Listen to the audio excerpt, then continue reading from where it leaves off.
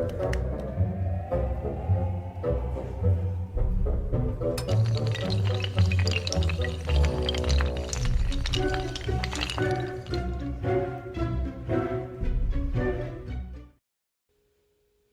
meus amores, sejam bem-vindos. Bom, hoje a nossa aula é a continuação da semana passada. A gente, semana passada, falou sobre água, distribuição de água no nosso planeta e como essa distribuição ela é bem irregular, ela é bem heterogênea por conta desses motivos que eu falei para vocês, né? Se a gente tem uma relação, por exemplo, de evaporação e precipitação, onde evapora muito mais do que precipita, esse ambiente vai ser seco e dificilmente ele vai ter uma grande quantidade de água superficial. Em compensação, se a gente tem evaporação, mas tem muita precipitação, como é o caso da linha do Equador, por exemplo, especificamente aqui na floresta amazônica, a gente vai ter muita precipitação, o que favorece a formação de rios, né, escoamento superficial. Mas isso não é suficiente. A gente também tem que ter outras condições relacionadas com infiltração e o escoamento mesmo, tá? Essa água capaz de ter mais escoamento ou mais infiltração. Então entendam que dependendo de algumas situações, isso pode ser favorável para a gente ter o surgimento de mais escoamento superficial, ou seja, mais rios. E aí eu vou mostrar para vocês que esse é exatamente o caso do Brasil. O Brasil, gente, ele é um país que ao mesmo tempo tem bastante precipitação, né? Ele fica numa zona tropical, ali na zona intertropical, mais ali para cima, mais para o norte, se eu pegar a linha do Equador, tem mais precipitação ainda do que se a gente comparar, por exemplo, com o sudeste, mas ainda assim a gente ainda tem muita precipitação. E para favorecer, a gente tem algumas condições geomorfológicas que ajudam o Brasil a ser o país com a maior quantidade de bacias hidrográficas do planeta. Então a gente vai ter muita distribuição de rios praticamente em todo o território brasileiro, uns um pouquinho mais, né, como é o caso da floresta amazônica, e eu vou mostrar para vocês por que alguns lugares têm mais e outros lugares têm menos. Bom, antes de eu entrar nisso, nas bacias hidrográficas do Brasil mesmo, eu tenho que falar para vocês o que é uma bacia hidrográfica. E o nome, gente, bacia hidrográfica é exatamente aquilo que a coisa é. Então, tipo assim, é uma bacia porque, de fato, é como se fosse um grande recipiente, uma grande baciazona que guarda água, tá bom? Lembrando que não sou eu que dou nomes idiotas para as coisas, tá bom? Os nomes já vêm pronto para mim, tá? Então, gente, nesse caso, para a gente ter uma bacia hidrográfica, a bacia ela não é simplesmente o rio, e é isso que eu quero que vocês guardem, tá? Esse é o conceito principal de bacia hidrográfica. Opa, espero que vocês tenham visto aqui a minha baciazinha. Vocês perceberam que aqui nós temos algumas montanhas, sim?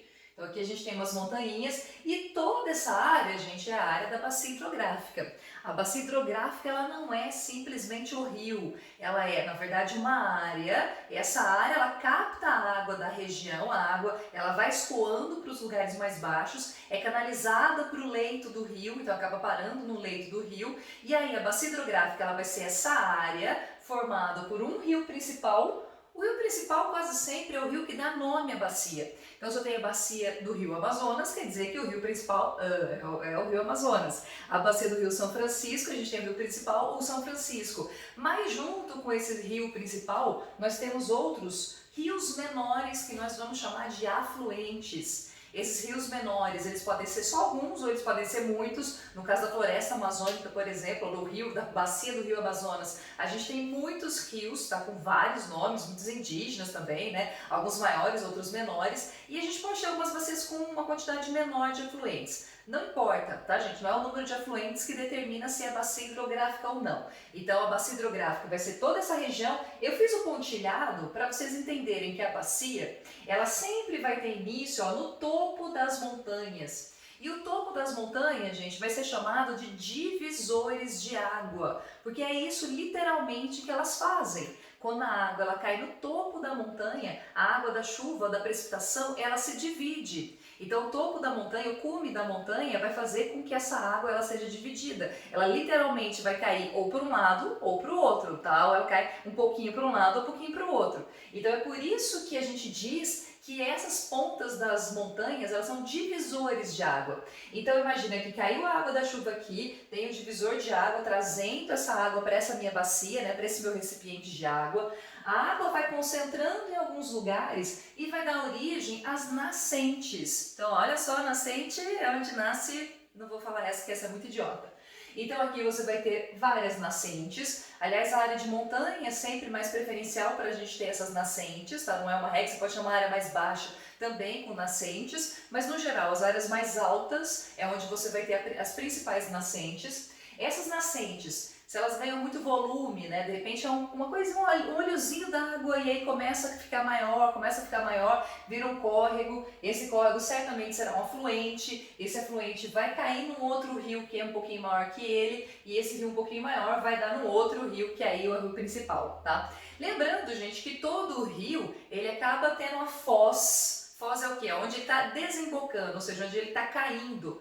Todo rio menor, a tendência é que ele vai cair em outros rios maiores. Então você tem rios sempre menores, esses rios menores sempre vão caindo em rios cada vez maiores, tá? Eu gosto de dar sempre como exemplo o próprio rio Tietê, que é um rio enorme, só que ele tem vários afluentes ali, né, que caem no rio Tietê, deixando ele com um volume muito grande. Só que mesmo sendo muito grande, ele vai caindo no rio maior ainda que ele, que é o rio Paraná. E o rio Paraná, por sua vez, vai fazer parte de uma bacia muito maior, que é a bacia do rio Paraguai, tá? Então aí você tem uma bacia muito maior, que é ou bacia do Prata também, tá, gente? Acho que esse nome fica melhor para vocês. Então aí vai, no final aí fica cada vez maior, porque ele vai recebendo muitos outros afluentes até chegar no Oceano Atlântico.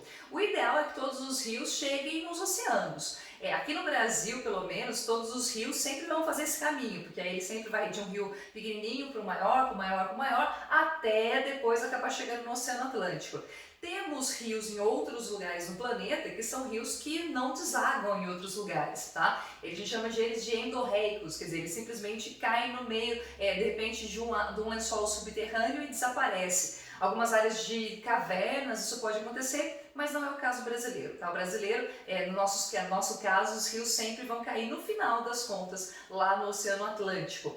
Então vamos lá, para a gente ter a bacia hidrográfica, você tem, pense como sendo mesmo um recipiente de água, tá? Ele está pegando essa água da chuva, essa água então ela vai cair pelas montanhas, vai formar a nascente forma os afluentes caem no rio principal, que fica com mais volume ainda, e o rio principal vai ter uma foz, ou seja, ele vai desembocar ou num rio maior que ele, ou no Oceano Atlântico, tá? Então é simples, básico assim, isso seria o esqueminha bem básico de uma bacia hidrográfica. A bacia hidrográfica, gente, ela sempre também vai ser dividida em duas porções. A gente vai dizer que nós temos uma porção montante porque vem de montanha, então montanha é um lugar mais alto, e a gente sempre vai ter também a parte de jusante. Jusante é a parte mais baixa do rio, é próximo ali da foz dele, onde ele está desembocando ou está caindo em um outro rio, tá? Então montante, perto das montanhas, jusante é onde o rio vai ter essa caída dele, onde ele vai desembocar, ele vai cair em um outro rio maior do que ele.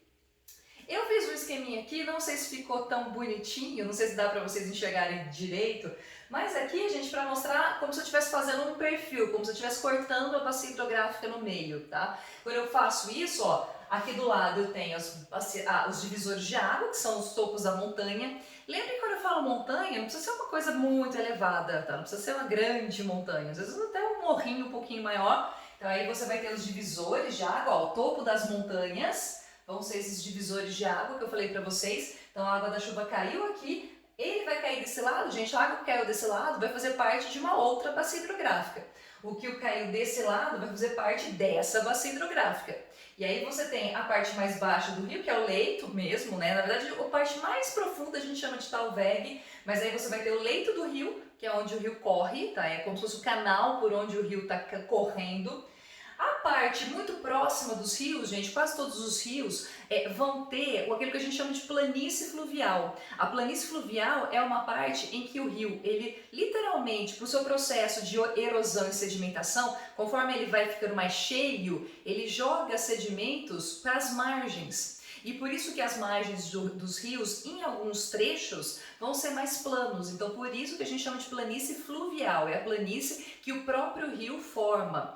Quase todos os rios, em algum ponto do seu caminho, vai ter essas planícies fluviais. Em alguns casos, essa planície ela pode ser enorme, em alguns casos ela pode ser menor. Se vocês já foram para São Paulo, vocês já devem ter visto a planície fluvial do rio Tietê.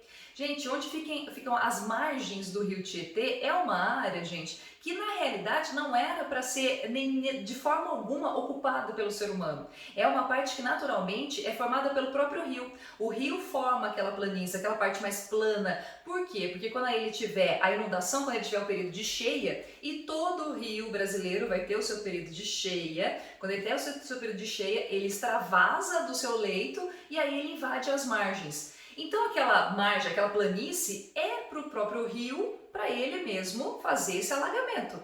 Então digamos que é uma parte natural para ele mesmo fazer esse processo de cheia e depois esvaziamento. Só que aí o ser humano muito inteligente faz o quê? A gente vai lá e ocupa as margens. E aí depois não quer que tenha inundação, não quer que tenha enchente. Gente, aquilo lá não é feito para ocupação, tá? O próprio rio mostrando que aquela parte é uma parte para ele mesmo fazer o seu período de inundação nos períodos de muita cheia. Os rios também, gente, deixa eu só pegar uma canetinha aqui da minha super lousa. Muitos rios também vão formar aquilo que a gente chama de meandros. O que são os meandros? Meandro é a mesma coisa que curva. Vão ter muitos rios que ele vai ter esse formato mais arredondado, tá? Cheio de curvas. Essas curvas também são feitas justamente para que o rio possa ter esse período de cheia. E aí ele consegue, digamos que, fazer esse período de cheia de uma forma muito mais tranquila. Na maior parte das cidades brasileiras, o que a gente faz com esses meandros? A gente tem um riozinho, às vezes passando no meio da cidade, e para ter mais espaço, as prefeituras vêm e fazem isso, né? Canaliza o rio, literalmente faz uma calha para o rio e essa calha fica uma coisa reta, ou uma retilinização do curso do rio. Vejam bem, tudo isso aqui era o que o rio corria. Então aqui toda era a área que conseguia captar a água da chuva, então tudo isso aqui era a área do próprio rio. Quando a gente vai retiliniza o rio, né, quando a gente transforma ele numa coisa reta, você automaticamente elimina esse espaço do rio. Então ele não consegue, ele não tem mais a mesma área para correr. Se ele não tem mais a mesma área, consequentemente, ele quando tiver cheia, essa cheia ela vai afetar muito mais as cidades. Então, além da gente ocupar áreas que não devem ser ocupadas, para piorar um pouquinho, a gente faz essa retilinização dos cursos d'água e ao invés de ter os meandros para captar muito mais água, a gente retiliniza, deixa tudo retinho, uma área bem menor para captação de água, o que significa que você provavelmente vai ter muito mais cheia, porque a água ela não tem para onde escorrer, né? Ela não tem mais as curvas para escoar. Então, o que ela faz? Ela vai invadir as áreas urbanas. Então, vejam. A inundação não é culpa da própria natureza, do sistema natural, né? Somos nós, pela nossa falta de inteligência mesmo, a gente faz um monte de cagada e acaba então fazendo esses erros urbanísticos que a gente vê em praticamente todas as grandes cidades brasileiras, nas pequenas também, né? Algumas pequenas também, tá bom? Bom, eu espero que vocês tenham entendido, então agora eu vou mostrar para vocês as bacias hidrográficas brasileiras, tá bom? Eu vou dar uma apagadinha aqui, peraí que eu já volto. Eu fiz assim, parece que é outra coisa, né? Não, é apagar a lousa mesmo, tá bom, gente? Pera aí.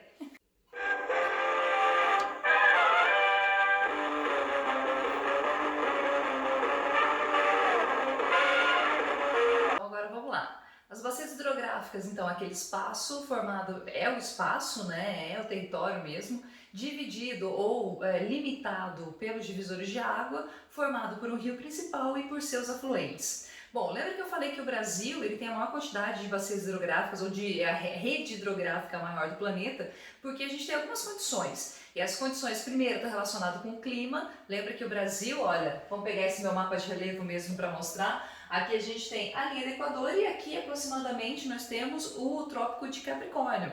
E isso faz com que a gente fique já na zona intertropical do planeta, que é um lugar que além de quente, no nosso caso, também vai fazer com que a gente tenha muita precipitação, muita chuva. Então um fator que já favorece, o que ajuda para que a gente tenha a maior rede hidrográfica do planeta é a gente ter a condição climática, muita precipitação. Bom, além disso, turma, nós temos também o relevo que favorece muito a formação dessa bacia, desses recipientes de água. Porque pensa bem, olha, se os divisores de água e as nascentes elas estão em áreas de montanha, né, se o próprio divisor de água é o topo da montanha, então as montanhas ou os relevos é que favorece para você ter essa cuia, né, essa baciona, só que em tamanho real. Então vamos analisar um pouquinho para ver como é o terreno brasileiro. E aí a gente já vai adiantando um pouquinho das nossas próximas aulas lá na frente, que é sobre relevo especificamente. Nós temos aqui no Brasil, gente, só 3 tipos de relevo. Tradicionalmente em outros lugares tem mais, né? Tem 4, porque aí a gente tem as grandes montanhas ou as cordilheiras. No Brasil, como a gente não tem choque de placas tectônicas, a gente só vai ter planície, planalto e depressão. Então, no nosso caso, as áreas mais altas ou terreno mais elevado vai estar sempre associado com os planaltos, tá? O nome mesmo já está indicando pra gente. Eu fiz aqui de verdinho as planícies, tá? Deixa eu pegar minha caneta verde aqui. No caso brasileiro, gente, aliás, em praticamente todos os casos, né? As planícies, elas estão sempre associadas ou a rios, ou aos oceanos, ou a lagos, tá? Então a área de rio, como tem o próprio rio forma as planícies, então as planícies brasileiras vão estar associadas a rios, e aí a gente vai ter também uma grande quantidade de planície, ó, em toda a região costeira brasileira. Então os próprios mares e oceanos ajudam também, são um processo formador de planícies, que aí no caso do Brasil vai dar origem às nossas praias, né? Não só aquele limite pequenininho da praia, mas às vezes até um pouquinho mais, tá? Então a gente vai ter planície ou marítima ou fluvial. Então vocês podem perceber, ó, que em toda a costa brasileira, em todo o litoral brasileiro, a gente tem a planície. E a gente tem essas aqui, olha, que são já formados. Outros rios menores não aparecem tanto, não são planícies tão grandes, claro que como o rio Amazonas. O rio Amazonas, por ser o maior do mundo em volume e em extensão, acaba que o rio Amazonas tem a maior planície fluvial também, tá? Então ele tem uma planície fluvial muito grande, então por isso que aparece, né, nesse meu mapinha aqui com uma escala bem pequena. E eu tenho também essa planície que é o Pantanal. Só que para a gente ver a planície, ó, vocês vão perceber que para ter a formação dessas bacias, que eu vou mostrar aqui agora, nós sempre temos terrenos que, digamos que uns mais elevados, e aí você tem outros mais baixos. E é por isso que forma esse grande recipiente, ó.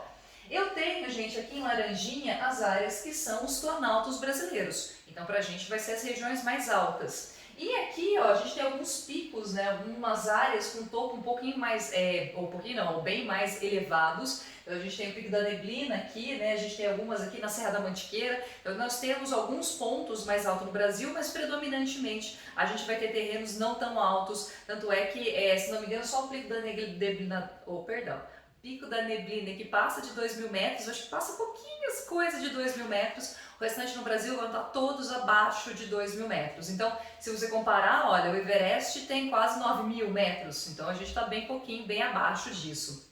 Bom, porém, mesmo não sendo tão alto, esse terreno, gente, esses planaltos, eles ajudam a fazer um terreno mais alto ao redor de regiões mais baixas. Então isso favorece essa formação das grandes bacias brasileiras, tá? E aí a gente já passa para esses mapas, tá? Para esse mapinha aqui que são exatamente as nossas bacias. Aqui está representado, gente, as 10 maiores bacias, mas eu tenho bacias menores também. Por exemplo, olha, não está contando aqui a bacia do Rio Tietê, porque a bacia do Rio Tietê faz parte de uma bacia maior que ela, que é a do Paraná, tá? Então a gente tem algumas bacias que às vezes a gente até conhece, mas elas podem estar dentro de outras bacias que são ainda maiores. Eu fiz aqui um esqueminha para a gente ir analisando, tá? Coloquei aqui o nome das bacias. Então, como eu falei, são as 10 principais bacias que nós temos no Brasil. Lembrando que eu não desenhei o rio, porque bacia hidrográfica não é apenas rio, tá? É toda essa área, né?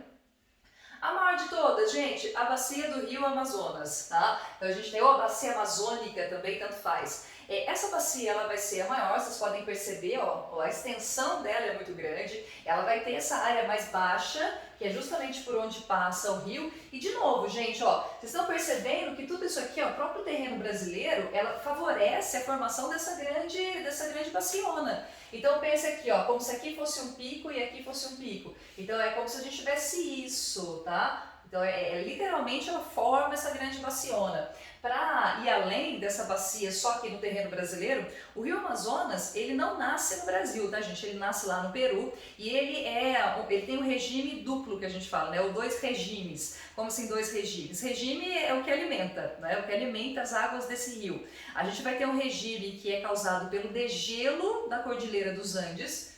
Não sei se dá para vocês verem, ó. Então aqui a Cordilheira dos Andes, como ela é muito alta, então ela tem neve nos seus picos, em alguns períodos essa neve derrete, e esse derretimento de algumas áreas polares não, desculpa, algumas áreas de neve ali na Cordilheira dos Andes, esse derretimento dá origem às nascentes do Rio Amazonas. Então o Rio Amazonas ele não está só no Brasil, ele nasce no Peru, e conforme ele vai passando para o território brasileiro, aí ele começa a entrar nessa parte onde você tem muita precipitação. Então o outro regime dele vai ser um regime pluvial, ou seja, chuvas, né, causado pelo abastecimento da água das chuvas. Então ele tem dois regimes, que vai ser o regime do derretimento do gelo que tem na cordilheira e também de chuva, precipitação que nós temos aqui na região norte do país. Então, ao mesmo tempo, como são mais de um fator que favorece a formação da bacia amazônica. Você tem a linha do Equador favorecendo muita chuva, você tem o degelo da Cordilheira dos Andes, aliás, o nascimento ali na cordilheira, você tem essa parte bem mais alta, né,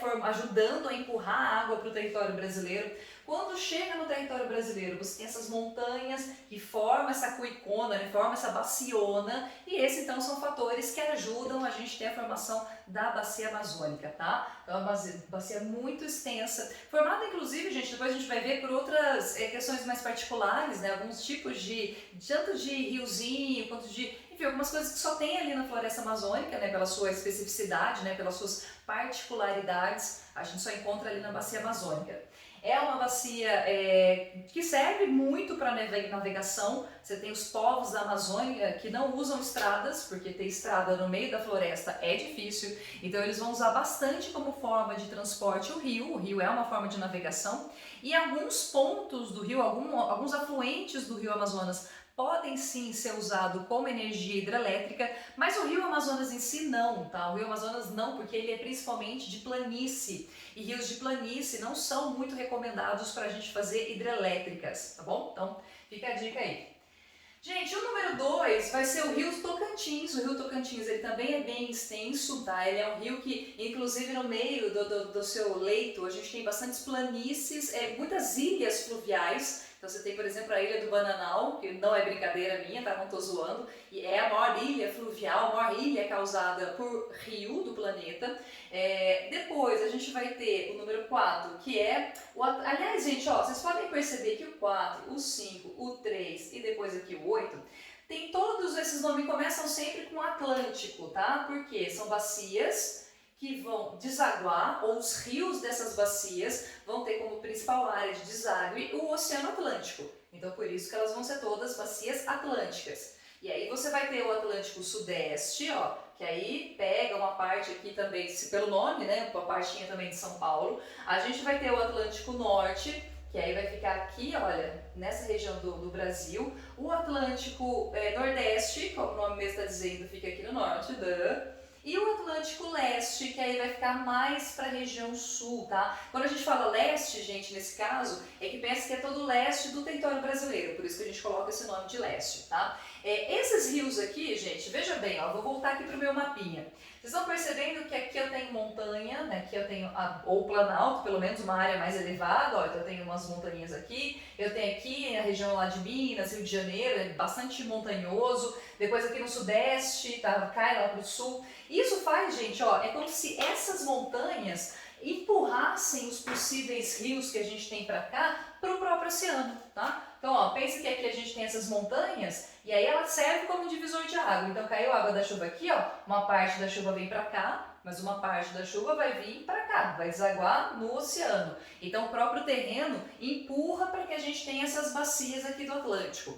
As bacias do Atlântico, elas não têm rios tão grandes. Vocês podem perceber, ó, pela própria geografia, né? A gente não tem rios tão extensos como o próprio Rio Amazonas, tá? Ou o Rio Tocantins, que seja. Então não são rios tão extensos. São rios que muitos deles, por passar em áreas mais montanhosas, muitas vezes vão ser de muitas quedas d'água. Então você tem poucas planícies fluviais aqui, você vai ter muitos rios de quedas d'água, né? Muita cachoeira e tal. E rios de menor extensão, então não serve para a gente fazer a navegação, por exemplo. Também não serve para hidrelétrica, porque são rios pequenos, tá? De pouco volume. Então também não serve para a gente fazer isso. Quer dizer, não serve para muita coisa, só para abastecimento de água mesmo, que eu acho que já está de bom tamanho.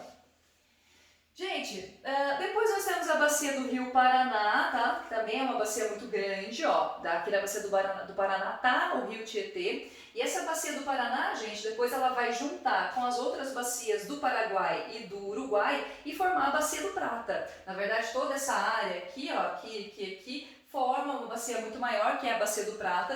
Tanto é que o Rio Paraná, ó, ela segue, né? Vamos pegar o Rio Tietê, vai cair na bacia do Paraná. E o Rio Paraná ele vai descer toda essa extensão que vai pelo Uruguai e deságua aqui no Oceano Atlântico, tá bom? Então, na verdade, todas essas três, né, a Paraná, Paraguai e Uruguai, formam uma bacia ainda maior que é a Bacia do Prata, tá? O Rio Paraná, gente, a bacia do Rio Paraná é muito utilizado para quase tudo, não só abastecimento de água. A gente tem também hidrelétricas, aliás, o Rio Tietê é muito usado para hidrelétrica, né? A gente tem vários grandes, como é que chama?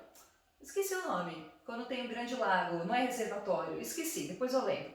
E por conta dessas hidrelétricas, então é um rio que é muito usado para geração de energia e também para o transporte. Como é um rio muito extenso, se eu pegar o Rio Tietê e mais ainda o Paraná, são rios muito largos, inclusive, né? As margens são bem distantes. Isso permite uma boa navegação. Então tem alguns produtos brasileiros que são levados para todo o Mercosul, né? Paraguai, Uruguai e Argentina, que são levados via barcos, porque a gente tem essa possibilidade de transporte usando a bacia do Rio Paraná principalmente. Gente, então aqui já foi Paraguai, Uruguai, faltou nosso Rio São Francisco. O Rio São Francisco, gente, também é chamado de Rio da Integração Nacional, porque ele é um rio que praticamente integra a região sudeste com a região nordeste do Brasil, tá? É um rio totalmente brasileiro, como outros também, né, se eu pegar o Tocantins, e também muito usado para navegação e geração de energia.